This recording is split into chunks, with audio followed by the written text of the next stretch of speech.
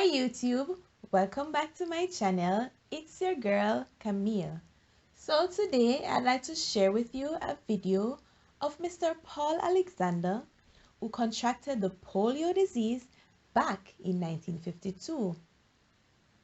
He went to rock bottom, but guess what? He never stayed there. He defied all odds. He pushed through to make his dreams a reality. I know that this video will inspire you because I was inspired myself. So stay tuned.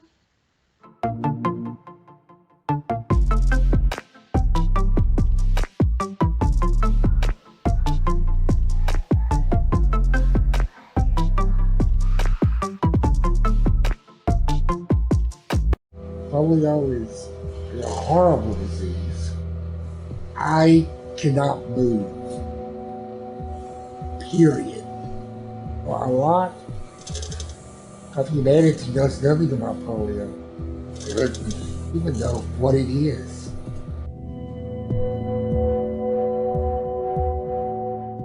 Paul Alexander is a polio survivor who spends nearly all day, every day, inside his iron lung at home in Dallas, Texas. The disease paralyzed Paul from the neck down, so the machine helps him breathe by using negative pressure to force his body to take in air. He was only 6 years old when he caught polio in 1952, one of the worst outbreak years in U.S. history.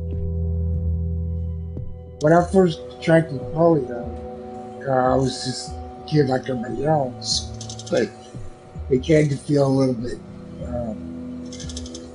ill. When Mom saw my face, she knew. She put me immediately to bed. Over the next 5 days, I lost everything. Couldn't move, couldn't walk, and finally, the last day, I couldn't breathe. My diaphragm was gone, destroyed. Like, my muscles were gone, destroyed. Which left me in the iron lung for the rest of my life. Parents were so afraid of the mysterious, deadly disease that they kept their children from playing with others. Pools, theaters, camps, even schools shut down. Everybody was petrified with the concept of polio. It kind of dominated the summer, and parents were freaked out if the kid even got the sniffles. But just a few months after Paul contracted the disease, Jonas Salk discovered a vaccine for polio. Today, Paul is one of the last living polio survivors who has such a bad case of paralysis that he still relies on a relic of that dark time. He can leave the device only for a few hours at a time with tremendous difficulty. He relies on his longtime caretaker to do just about anything that he can't do with his own mouth.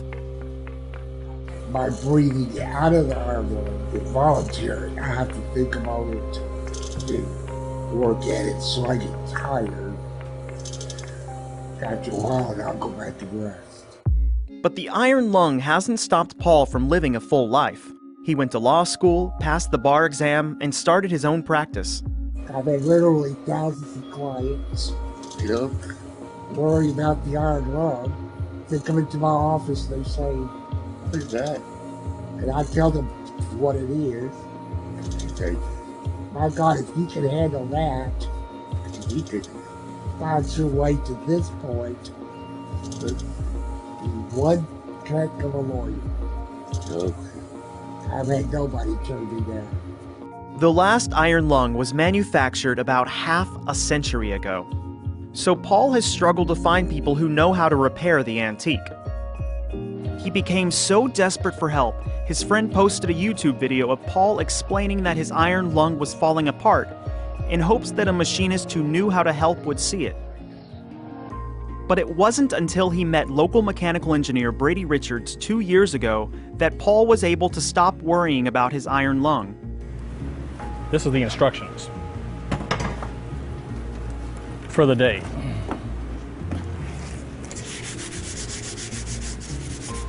So that's how we determine how it's supposed to work. Brady refurbished the machine in a garage where he also works on hot rods and race cars. This is the one Paul was originally in. It's getting worn out, it's leaking really bad and doesn't produce enough pressure. So that's why we took him out of this one and put him in the restored one. The biggest challenge really was the lack of parts. It wasn't the big parts, it's the small parts. Nobody's got them, so we have to make them ourselves. My life would be down the tubes if it wasn't for him, because I looked for years to find someone to do how to work on our lawn. We are barely a generation past one of our country's most frightening epidemics. So close that some of its victims are still living in the archaic machines of that era. But for many, it's a forgotten history. Polio is still a major concern in some developing countries. Some experts say it's possible a new polio epidemic could happen in the US as more and more parents are opting out of immunizing their children. So my worst thought is that polio should come back. If there's children in Afghanistan or Pakistan or Nigeria or wherever polio is still happening, somebody carried the virus would come to America and then just infect one child. It only takes one child in life, and there's going to be another epidemic. This is what polio does. It's not a fun trip. It's real. Paul just finished writing a memoir using only his mouth. He hopes it will help people understand what it's like to live with polio and why we must continue the fight to eradicate it globally. I've always been an inquisitive person. My parents taught me to use my intelligence and my energy to be productive. I have never thought of myself as a cripple. That's the word I choose to use because I think it covers the ground of most people's perceptions. I'm not disabled, I'm not handicapped, I'm not limited, I'm crippled. At least in most people's minds, except mine. I've experienced everything in life that you have and more. I'm Paul Alexander, human being.